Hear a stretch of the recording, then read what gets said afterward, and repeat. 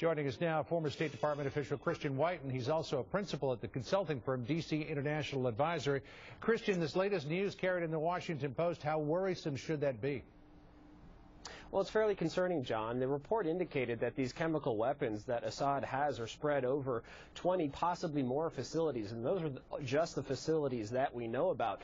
And this is a big deal because it's not really a question of if Assad is going to lose control of this arsenal, but when. Unless you think that Assad is going to completely extinguish this now 17-month-old rebellion and get complete control of the country back, ultimately the rebel group's actions will get control or some or all of this arsenal.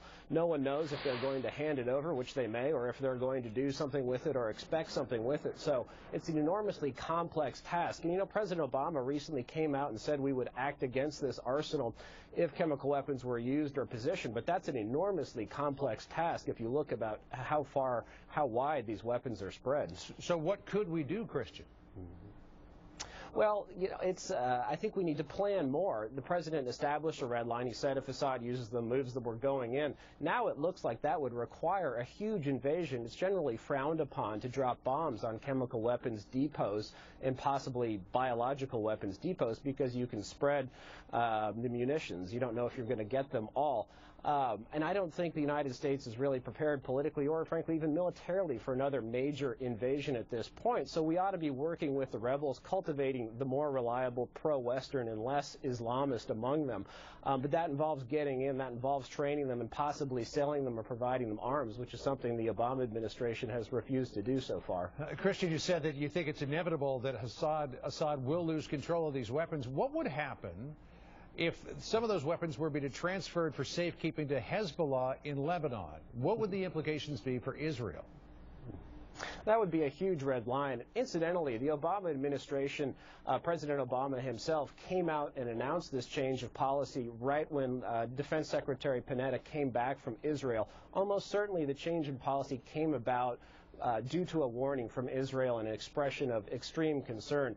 Israel is not afraid to act against Syria when it feels threatened. In 2007, Israel blew up a nuclear facility at Al-Kabar that the North Koreans were building for Syria. So I think if you saw anything that looked like a transfer of arms to Hezbollah, to another terrorist group, you'd see the Israeli military act and potentially our own military act. Hey, we just got a little less than a minute left. Christian, I just wanted to change gears a little bit here.